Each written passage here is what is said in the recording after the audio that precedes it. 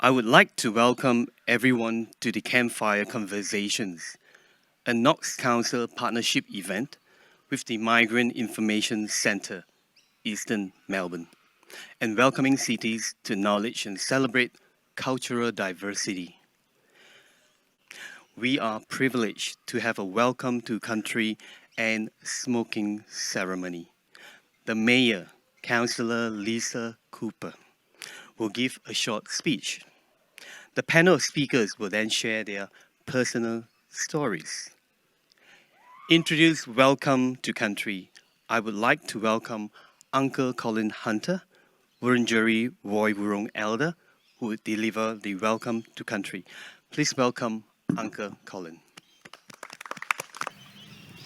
I'd like to start off by acknowledging that this afternoon we are meeting on the lands of my ancestors, the Wurundjeri people, and I'd like to take this opportunity to pay my respects to my elders, both past, present and emerging, elders from all nations, but I particularly want to pay my respects to everyone gathered this evening.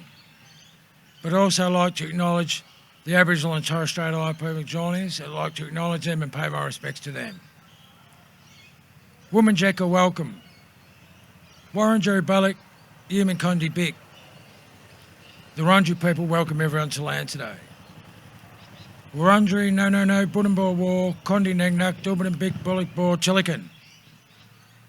The Wurundjeri people want to look after and protect the land as aided long before. Wurundjeri country extends from the inner city of Melbourne. It goes across the mountains of the Great Dividing Range, west to the Werribee River, south to the Mordialloc Creek and east to Mount Bauble. And the Wurundjeri people are part of the Kulin Nation and of the Walrong language group. Hello, my name is Colin Hunter Jr, or Willert, meaning possum, a name given to me by my grandmother as a young boy.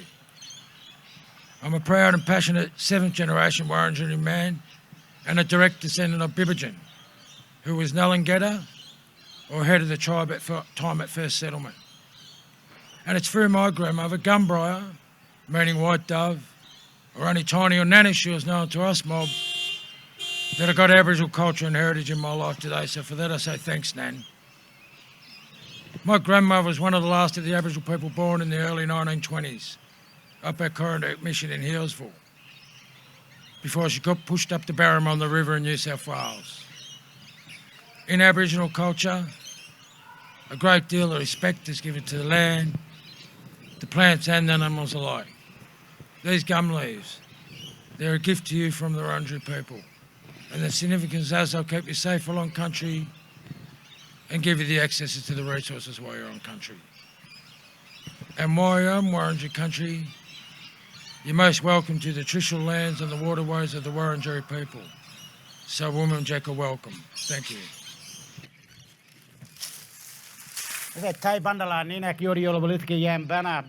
Chris. I'm very privileged to be here today to show you guys our smoking ceremony. This here smoking ceremony that we're going to do is going to cleanse our bodies, souls in the area that we're going to work and play in. So we're going to come down here. Yep. So what I'll do, I'll hold him there, Age, you can go for it. Then we'll swap over to Steve, Andrew, and then Steve, yep. Lift him up there. So these sticks that we're using, this drill stick is our Austral mulberry. Go for it, Adrian. Is our Austral mulberry stick, which is our hard drill stick, and our bottom stick is our soft, tall grass tree stick. Together with that friction and that method and that knowledge, to be able to create that fire to do your smokings, to eat your food, to keep yourself warm, to care for country. Fire is very important for Aboriginal people, just in our day-to-day lifestyle. You want to hold him down? I'll go for it. There you go. Hold him there, bro. Yep. Push him down there. Put your head there.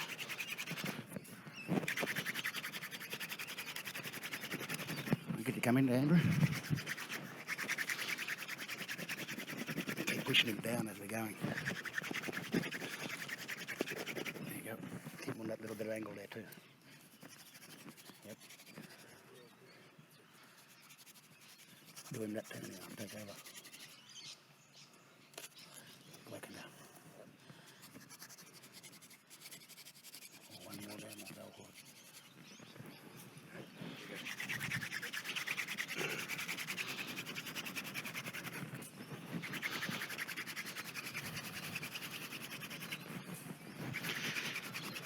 Bidja Dilwik. Birja Dilwik. Birja Dilwik. Bidja.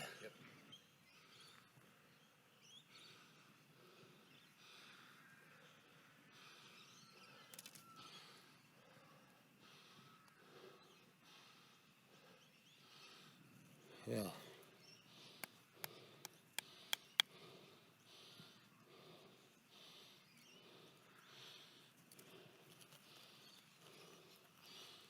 Birja Dilwik. Bidja in my language, Yorta language, fire. Dilwik from Kulin mob, fire.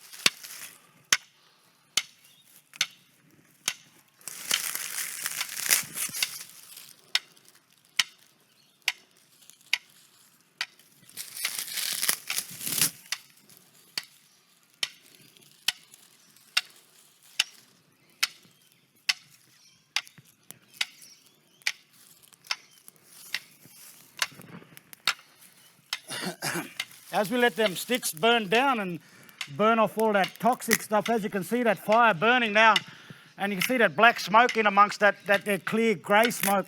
That smoke's no good for smoking, to the smoking ceremony.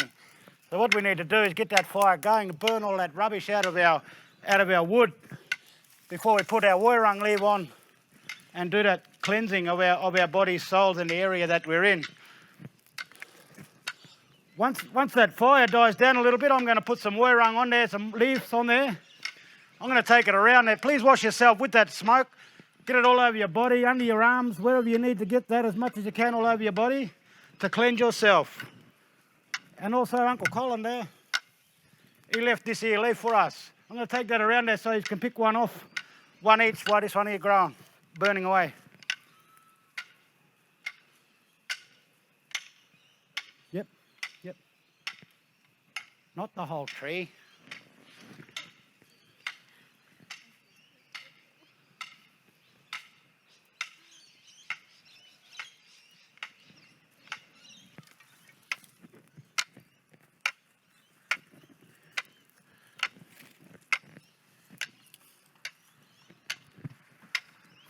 As we can see that fire now starting to clear up, and it's got no dirty black smoke coming off that fire. So all the rubbish is gone from there, and it's right now for us to use to smoke.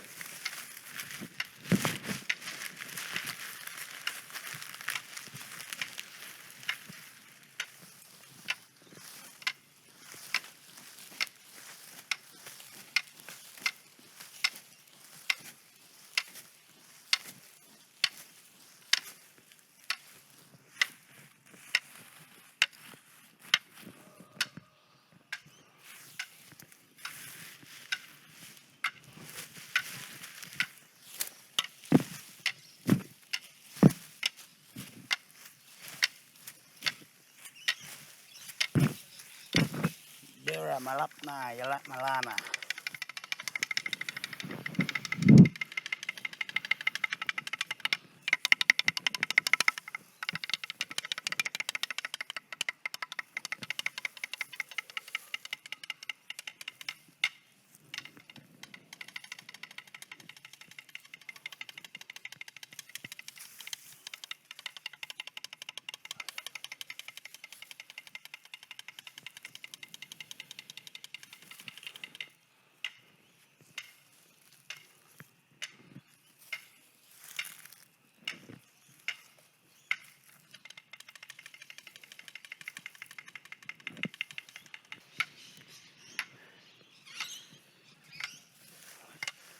I'd like to say, Bira, Yilapna Malana, Bira. I hope you all feel much better and we have a safe, healthy night, and this area will be cleansed for a better future. Thank you very much.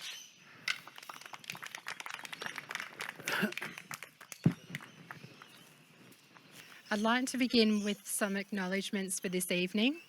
I'd like to acknowledge Councillor Serena Grasso, Councillor Nicole Seymour, the Wurundjeri Elder Uncle Colin Hunter, our local Aboriginal leader, Chris Hume, Knox City Council's Aboriginal and Torres Strait Islander Portfolio Lead and local Aboriginal leader, Adrian Greenwood, and our MC for this evening, a member who is also a member of our Multicultural Advisory Committee, Mr. Stephen Yin.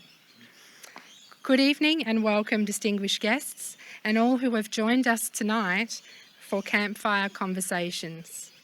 I would like to begin by thanking Uncle Colin Hunter for welcoming us to his country and allowing us to participate in ceremony and conversation on his traditional land. I would also like to thank Chris Hume and Adrian Greenwood for conducting the smoking ceremony. By sharing some of the story of this land, these Aboriginal leaders have reminded us that the land we are on holds many thousands of years of stories. Remembering this is a meaningful way to start our night of listening and storytelling.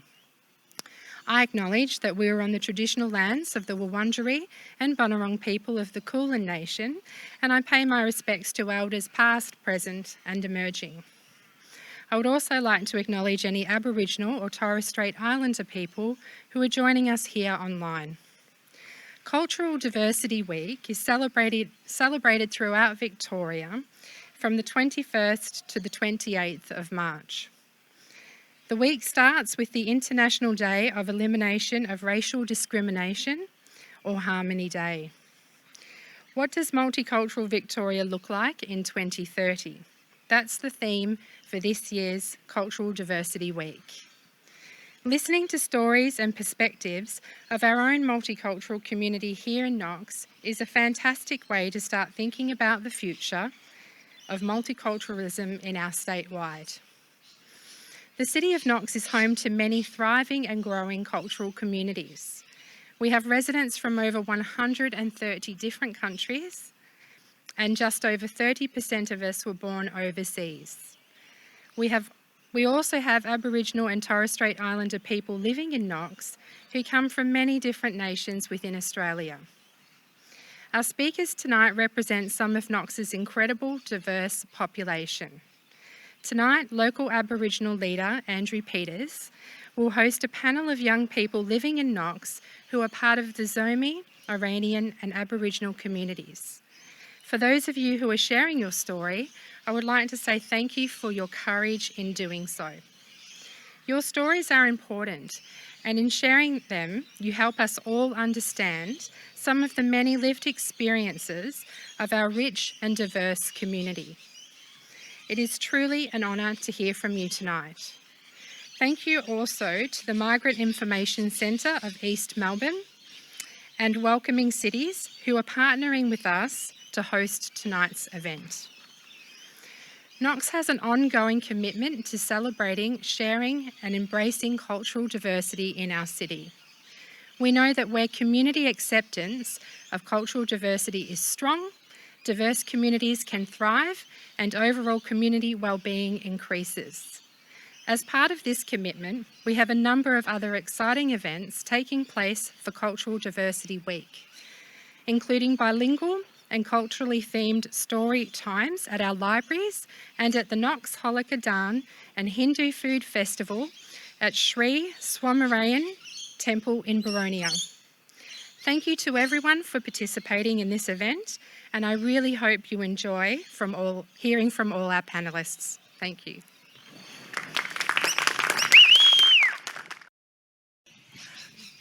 Please join me in thanking Chris and Adrian for performing the smoking ceremony.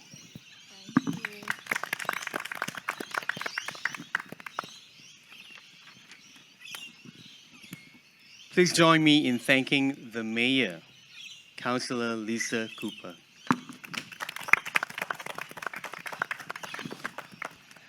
This evening, we are very fortunate to have with us 3 young people from different cultural backgrounds and who all call Knox their home. Please welcome Imogen Ainipo, Sarah Julian, Elira Macaulay Dryden. The panel of speakers will be moderated by Dr. Andrew Peters, a respectable local Aborigine leader and a descendant of the Wiradjuri and Yoda people. Andrew lectures in Indigenous Studies at Swinburne University and is the driving force behind its Reconciliation Action Plan. In 2019, he was a recipient of a Swinburne University Lifetime Achievement Award for his contributions to Indigenous education and cultural understanding. Andrew is also a member of the Yarra Ranges Council Indigenous Advisory Committee and a board member of Una Belonging Place.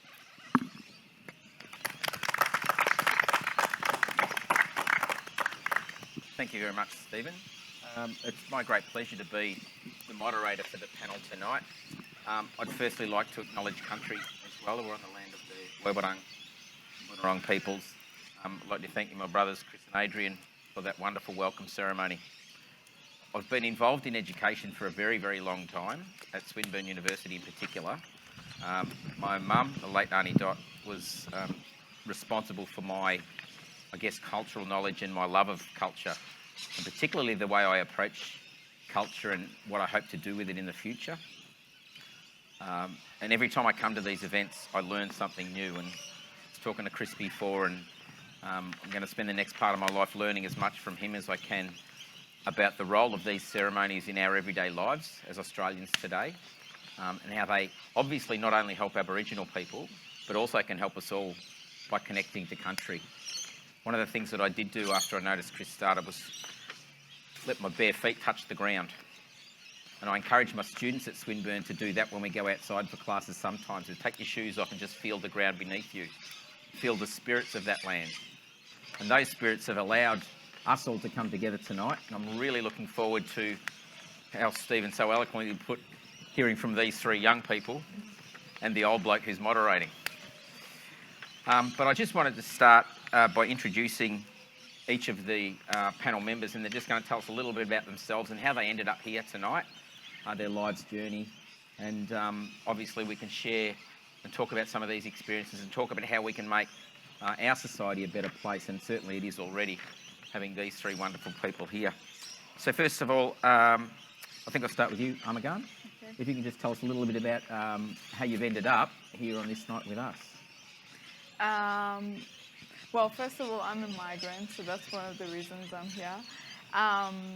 And I was just, one of my friends, she said, do you want to be in this event? And I said, oh, absolutely. I actually didn't know that it was going to be this amazing, and I get to see the Aboriginal opening ceremony because I had never seen it before. And I was absolutely mesmerized by it. I was just like looking at it and how you created that fire.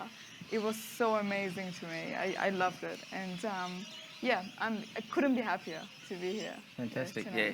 The smoking ceremony is part of the overall welcome ceremony that invites everybody to feel connected to the land and to feel part of us. So hopefully that applies to the 3 of you tonight. That absolutely happened to me, so. Fantastic. Yeah. So you can tell us a bit about your journey from Iran to here, Imogen. Yes. I was actually born in Germany. My parents are Iranians. I'm an Iranian. I was born there, but we moved back to Iran. And after 13 years, I moved to Australia by boat. So I'm a refugee now. So that's how I got to the land. But it's been 8 years, almost this May will be 8 years that I've been living in Australia. It's been sweet, but sometimes hard as well. Obviously, the language. I had to learn the language. I had to learn a bit of the culture that people here in Australia live with, and yeah. Okay. So what was it that sort of led you from Iran to here? Was there a reason that you needed to leave Iran, or that you felt you needed to leave Iran? Well, definitely a better life, definitely, because we knew that Australia was going to provide a better life in terms of, women rights, first of all, and also, in my opinion, Australia is a land of opportunities, and if you have a dream, you can dream anything, and you are very likely to get there if you dream it in Australia, in my opinion. Okay. And if you work towards it, obviously. Yeah, fantastic. And did you always live in the Knox region? I used to live in Melbourne, which is one of the western suburbs, until I think 2015, and then we moved here.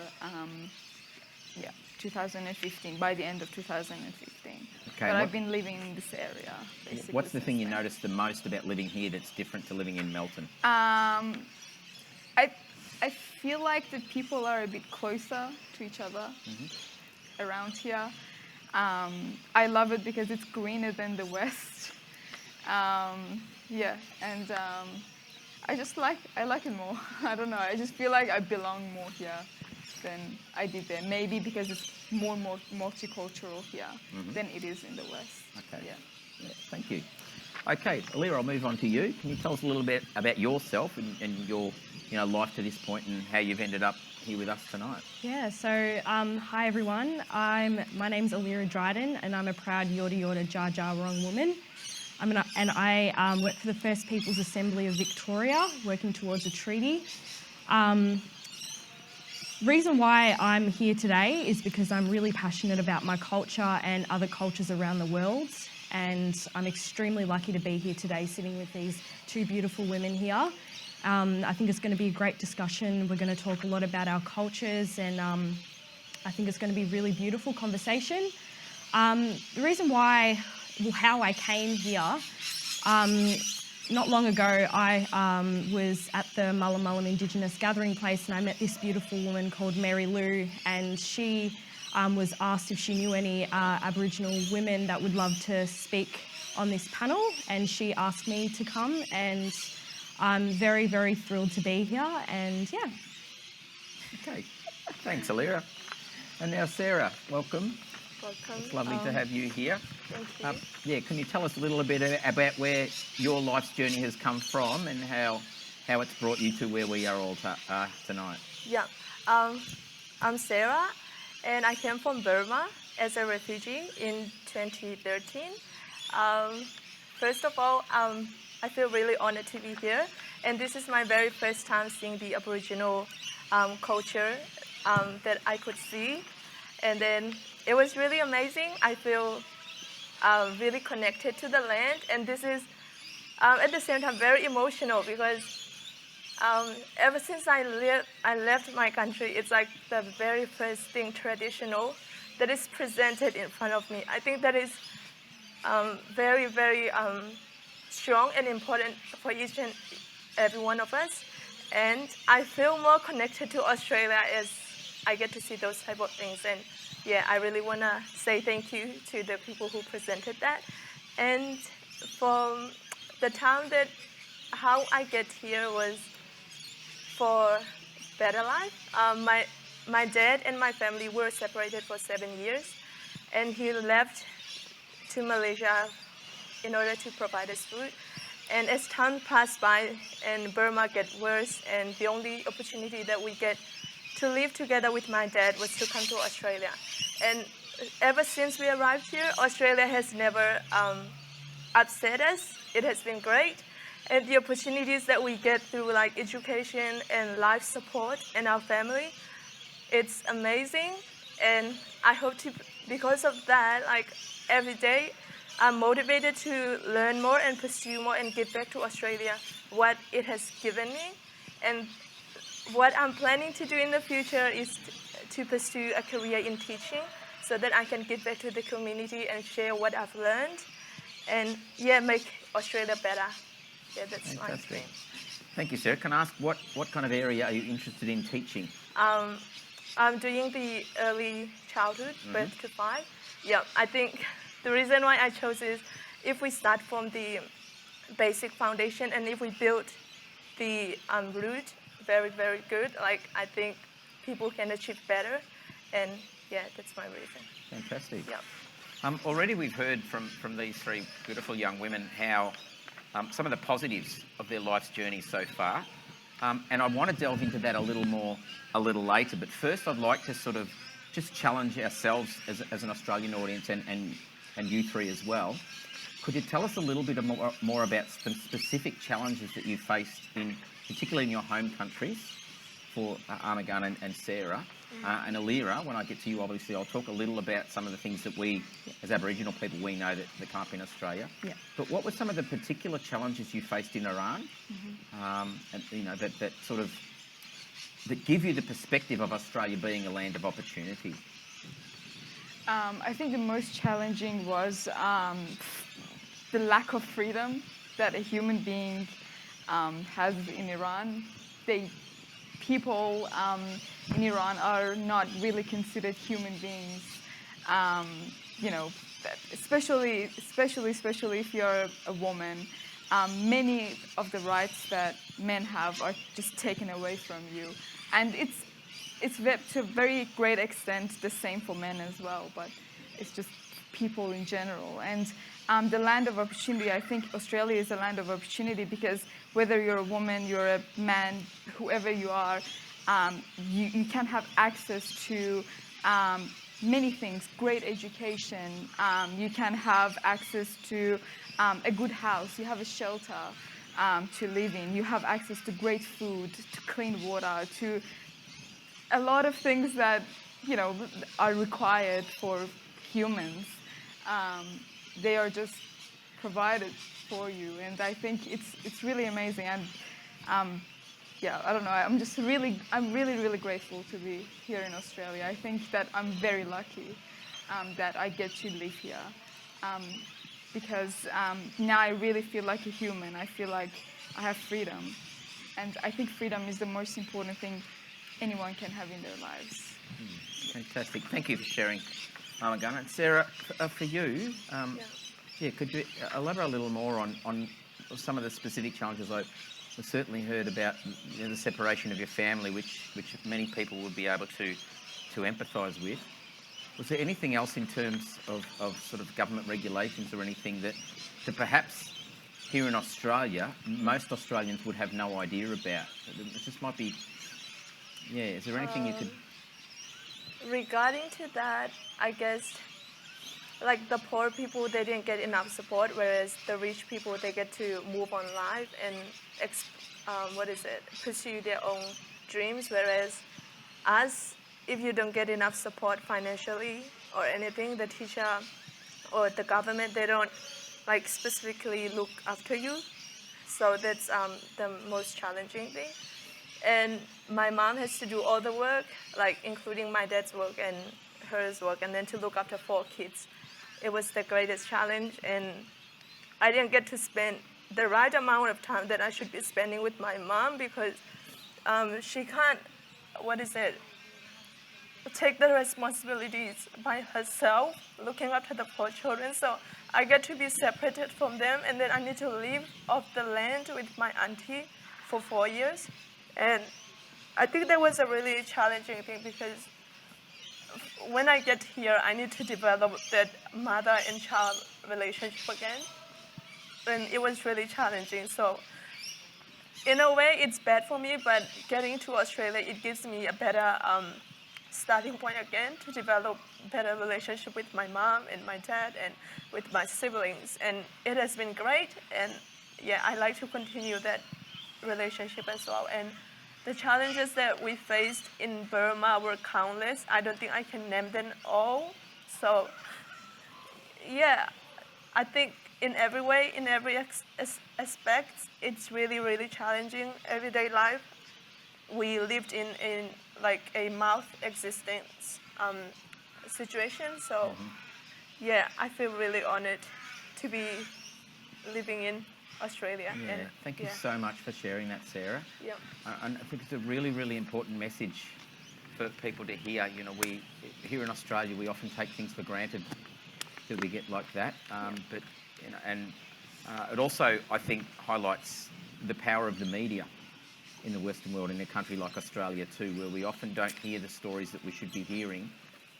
And it's just wonderful to be able to hear a story coming firsthand from someone such as yourself in our own community, so that, you know, we're able to become more aware of what these issues are, and hopefully start thinking about what we can do to make things easier for people like yourself.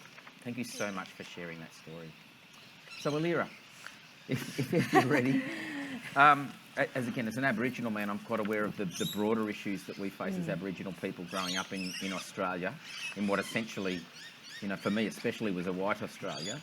Can you give us any insight into any challenges that you might have faced as a young Aboriginal girl? Yeah, I think one of the challenges that I faced growing up as a young Aboriginal woman going through school, I think school was really hard for myself, because primary school I was the only Aboriginal student, so that was very challenging, and high school I only had one Aboriginal friend there.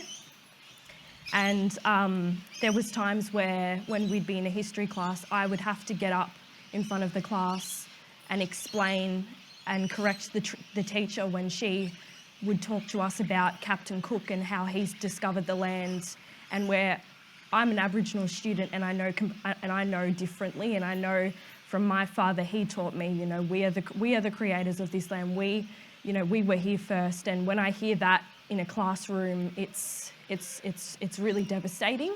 It was really, really hard.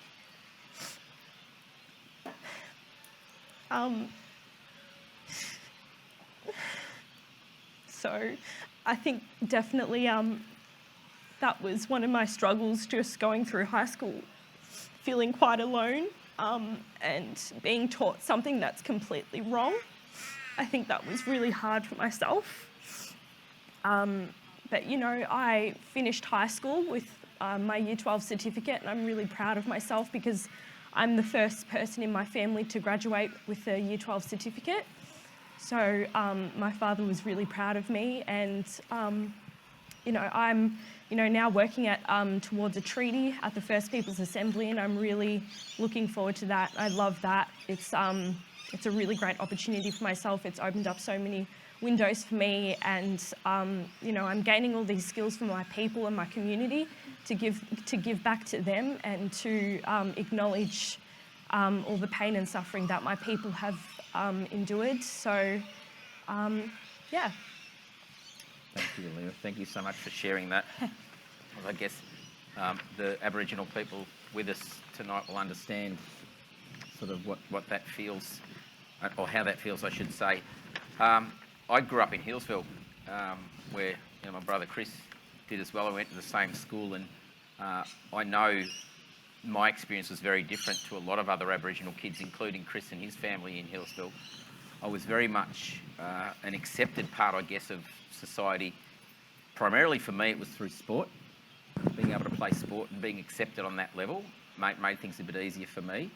And now I find, as you know, I'm getting to middle age and I have my boys of my own, that I really want to connect with my culture and as many different people as I can. And I'm really inspired by people like you, Alira, young people, you know, taking being on the front foot in terms of treaty and things like that make us a better society. Yeah, and I really struggled going through high school, not being fully connected with my culture. And then when I left, I got a job at VACA at the age of 19, and just being able to work with the community, and with community, what my program did was we worked, what we did was we found Aboriginal homes for Aboriginal children that are going in and out of foster care, and that opened my eyes up to so many different things. And now I look after a 3-year-old toddler now who's in Yapra, and she's in and out of foster care, but now she's with me, and she's connected to her community.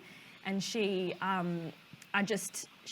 was on it when we were on our way here. She was saying, "I'm a black fella, I'm a black fella, I'm a deadly black fella." So that really, you know, I love that sort of thing. So I think, you know, culture. When I found my culture, that's when I fully was like, yeah, this is what I love. This is who I am. So yeah. Excellent. I just want to point out too, deadly is a really good thing. Yes. For our people. It's a very good thing.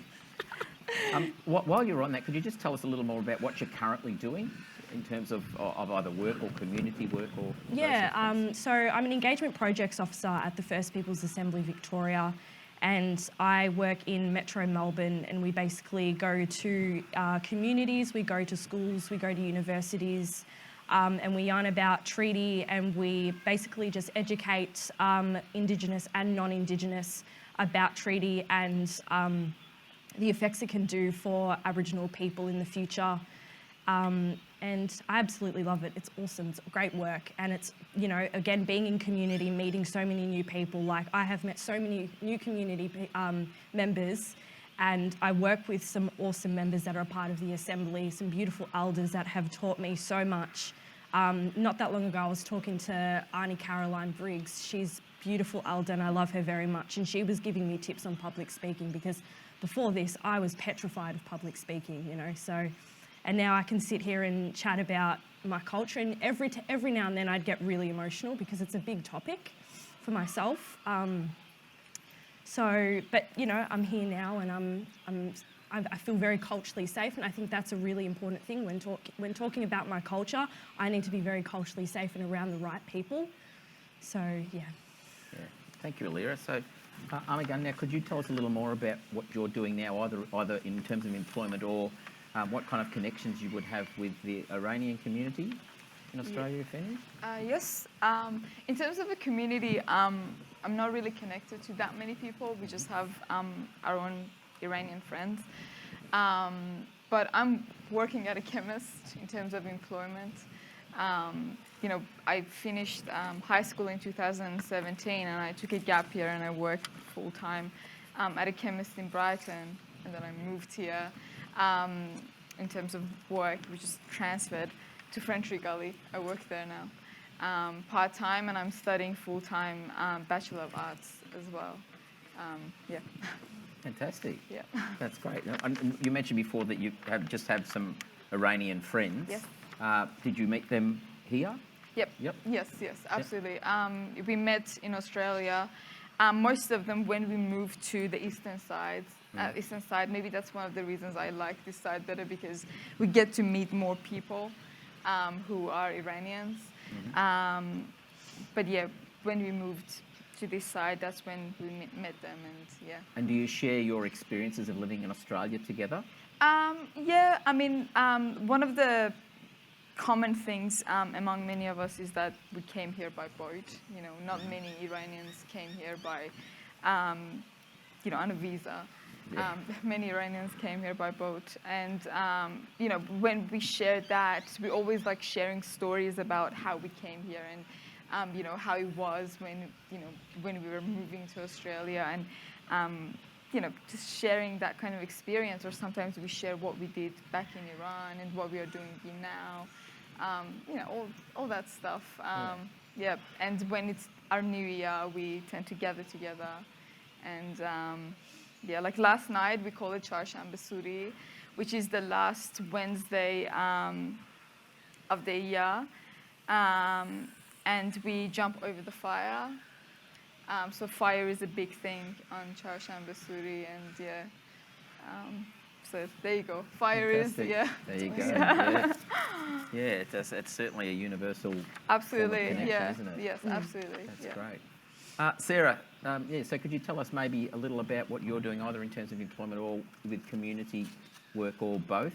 Yeah, I'm currently working as a Sunday school teacher at my native speaking language every Sunday, and yeah, that's what I do. And then I'm currently first year uni student, and I'm studying Bachelor of birth to 5 years, early childhood education. Yeah, I want to pursue a career in teaching. Yeah, that's my fantastic.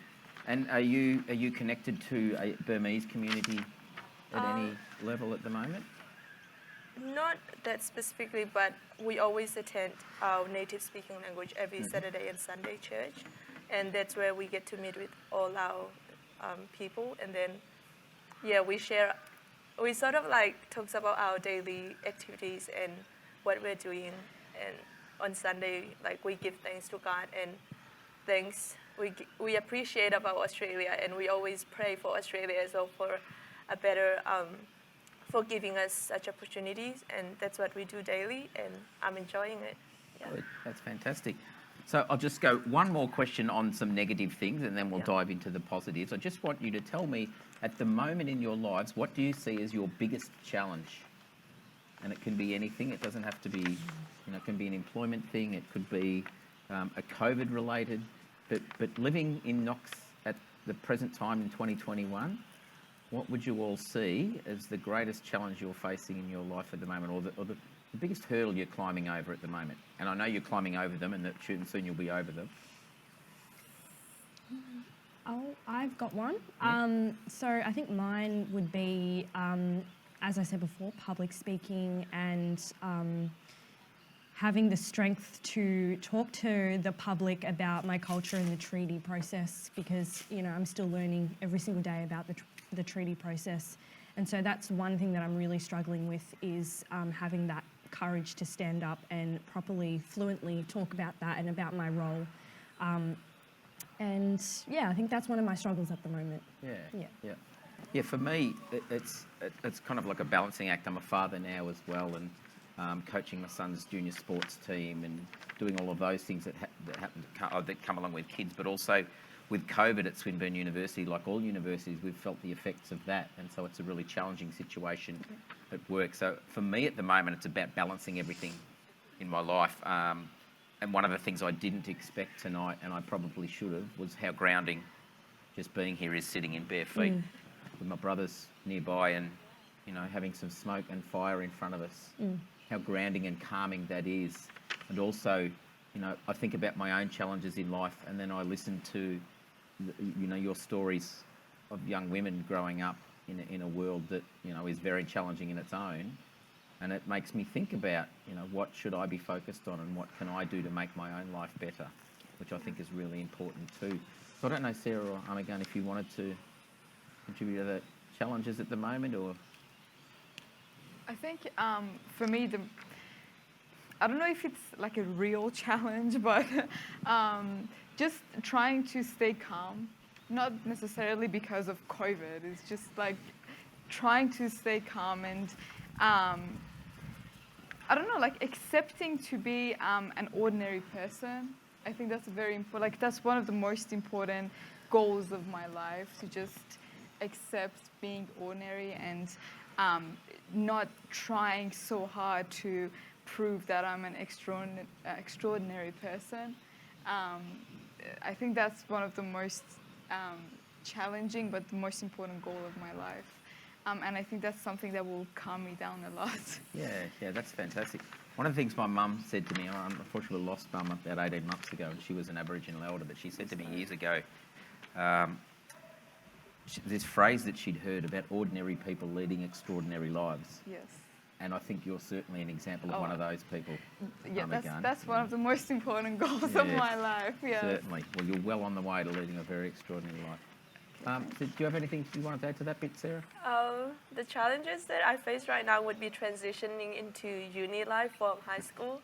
So that's my recent experience. I guess connecting with new people and trying to share our own experiences and to open up to new people. I think that's the challenges that I'm facing right now. Yeah, I hope to overcome that soon. And it's a very big step. It's you're changing a stage in your life, which is a massive thing to consider and to deal with. And to negotiate. So don't underestimate that as a challenge. I remember when I started university, I was a mature age student, and it was still really, really hard to adjust and, as you say, meeting new people, making new friends. And also, I didn't really know what I wanted to do when I'd finished university. I thought I did, but it turned out I'm doing something completely different to that. But it was one of the greatest experiences of my life, going to university and going through that shift and that change in life stage. I guess too. So now we'll go to the positive things. What do you love about living here at the moment? What's sort of the greatest joy that you get from life at the moment, living, particularly, I guess, living in this area or living in the eastern suburbs of Melbourne? Melbourne, by the way, is the greatest city in Australia, if anyone doesn't know that. I personally like that I have what I need as a 22-year-old, and I don't crave that much more. I think I'm really happy with what I have, and it's really important to me to feel that way. And yeah, I think that's just enough for me, to be happy that I have what I need to have at this stage of my life. Yeah, and maybe that's one of the benefits of living on this side, because I feel like you get to meet more people, therefore more doors will be open to you, and that's very important. Yeah. Thank you. Clara? I love the community here in Knox, and I love the beautiful gum leaves and the greenery everywhere, and that's what I love. Nature? Nature, there you go. Nice. Sarah? Yeah, similar to how we can get support easily around here. Like, you can go around and you can meet with your native speaking language or other support that Knox provide. Like, for example, for the youth and even for our parents and stuff, we can go and ask for assistance, and that is the greatest thing that I've seen in Knox. Yeah. Fantastic. All right. Well, do you girls have anything that you want to add in finishing off? I've got a couple of sort of closing comments that and listening to you talk about that I just sort of wanted to get across to everybody as well. And in my life, I'm learning more and more about my Aboriginal culture the older I get. I've kind of lived, in a sense, a flipped life from most Aboriginal academics, who a lot of them learned a lot about culture and then tried to negotiate the academic world and how that works. And I've gone the other way. I was educated as basically a white fella and found it, I won't say easy, but certainly a lot easier than a lot of my Aboriginal friends and relatives. And now that I've got a PhD a couple of years ago, and now that I've done that, I'm learning about culture and finding ways to fit the two together. And I love that. And I love that in the coming years I'll be able to teach my boys how they can do that as well, and they can find their own journeys. And I'm particularly keen on establishing for everybody that our life is our journey to live. We are who we are. No one can tell us who we are or who we should be, and no one can tell you or any of us how we should live our lives. And I'm very grateful that we get to do that in this country too. And I'm really humbled by you sharing your stories with us tonight, girls. It's been absolutely fantastic. As soon as, Sarah, you mentioned before that with the ceremony you got a bit emotional, I started to get a bit emotional. So I should have stopped you talking then. But it was absolutely wonderful. And my journey started by doing that, by sharing my own story. And I found that empowering. And I found that the more you share your story, the more other people have similar stories and can support you, and you can support them. And it gets me to the point that I was going to make. You see, I'm a lecturer. I can go on for hours about the one point. Is the notion of connection. That as humans, we need to be connected to a range of different things. As Aboriginal people, we need to be connected to each other, but we especially need to be connected to the land and the culture and the stories it contains. And I don't think that's changed. I don't think that's different for non-Aboriginal people in this country, and it's a message I try and get across to my students as well. And I just heard that from all of you, that when you were talking in your happy tones, you were talking about feeling connected and being close to people and communities and so forth. And I'm really glad, so very grateful for you being part of this tonight, and sharing your stories, not only with me, but with everyone else. For a little while there, I just forgot about everyone else. It was just the four of us talking. It was lovely. So thank you again. And I just, again, on behalf of the panel, thank you everyone for listening. Thank you for Knox City Council for putting this on. Thank you, Adrian, for organising it all. It's been a wonderful event. you know, it's a really brilliant way to spend a Wednesday evening. Can I just finish off with Certainly something? Yeah, just on the topic of feeling connected, I definitely feel connected with these two beautiful women here. You've definitely, your story has really, you know, pushed me to be a better person and acknowledge the country that we're here on today. And your journeys have just been, you know, it's really opened my eyes up. So I thank you so much from the bottom of my heart for sharing your story, because you both are incredible women, and yeah, thank you. Well, same to you.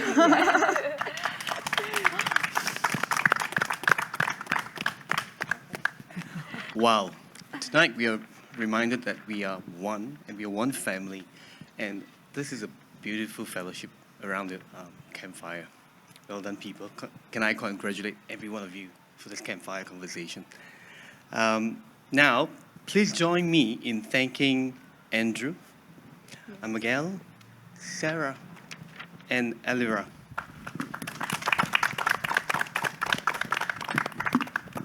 I would like to thank you all for attending, and thank you also to those watching the video. Cultural Diversity Week is the time to acknowledge and celebrate the diversity within our community. And I'm sure you will agree that the Campfire Conversations have helped us to do that in Knox.